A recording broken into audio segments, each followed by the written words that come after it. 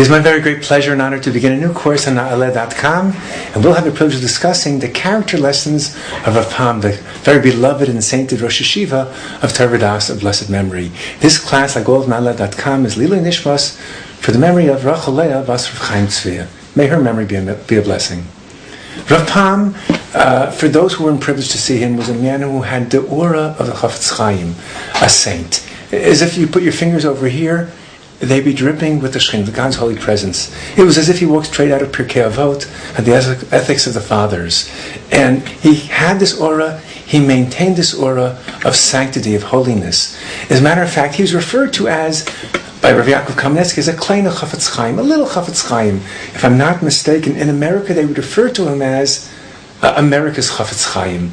And that image conjures within us the man who was so saintly that he was an image of a saintly scholar in his lifetime, far before he passed away.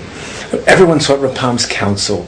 And what's really unique, which we're going to focus upon, are his lessons on character. So we begin with a little background. I was deeply helped in preparing this class, this set of classes, by the fine biography by Rabbi Shimon Finkelman.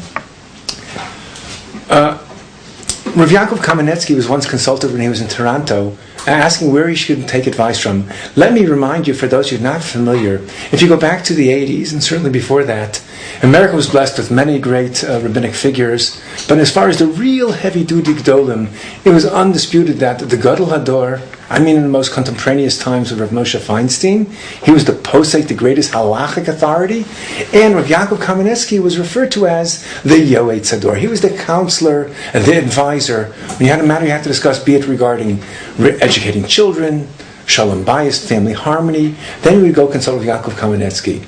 So someone consulted Rav Yaakov Kamenetsky, and Rav Yaakov Kamenetsky said, as I recall the story, he didn't have the time to speak to this person, and said, I recommend you go speak to Rav Pam. And if I had a problem, I certainly would go speak to him. For he is a kleiner Chafetz Chaim. He's a little Chafetz Chaim. Now, Rav Pam clearly sensed the sense of responsibility upon his very broad shoulders, and therefore, for example, in the summer, when everyone else is so anxious to get away with the hot summer from the city and go up to what New Yorkers like to call the country, of course this is somewhat humorous. People from out of New York think, like, where else if not the country? Where are you going? Outer galactic Mars. But New Yorkers like to go to what they call the country, to the mountains, to the Catskills they're referring to.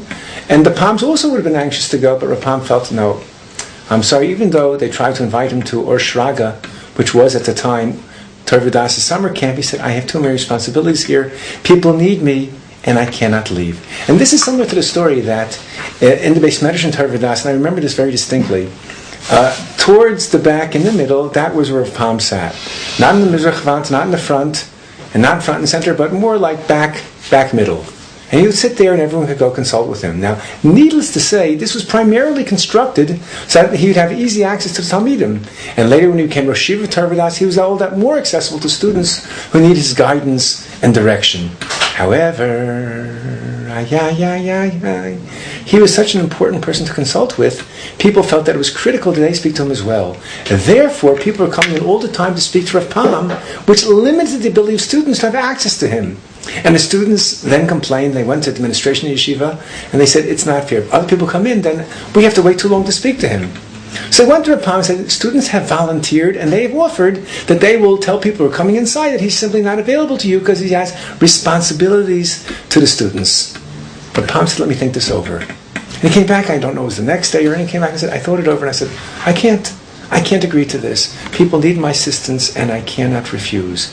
That was a man who sensed very clearly the responsibility upon his broad shoulders.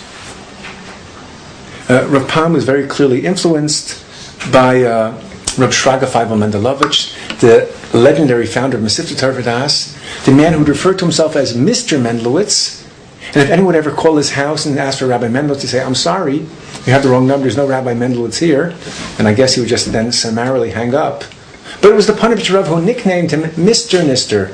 He was the one who was concealed. He called himself Mr., but he was the Gadol who was the primary educational force. And we've already described the major players in America. There was Rav Moshe Feinstein, there was Rav Yaakov. If we go back, I can't even say one generation earlier, but maybe let's push that 30, 40 years earlier. The one who's given the greatest credit, legitimately, having brought Torah to America, primarily that would be Rav Aaron Kotler.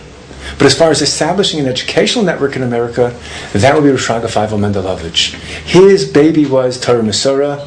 He founded this. His idea was any community which had 5,000 Jews should have a day school, and we see before our eyes how this dream has been fulfilled. Hundreds of day school dotting the landscape of America. And the impact of this, generations. There's probably no one in this audience who's watching this or listening to this class today has not been impacted one way or another by Rosh Feivel Mendelovich. And one of those impacted, of course, was a disciple of his, Rav Pam. And that sense of responsibility to Klal Yisrael, he clearly got that lesson from his Rebbe. Rav Pam, who was also a Kohen, we'll have stories about his being Kohen, certainly regarding going to the hospital. He was a man who was filled with love, and many times he would say, all I can tell you is I'll give you my blessing from a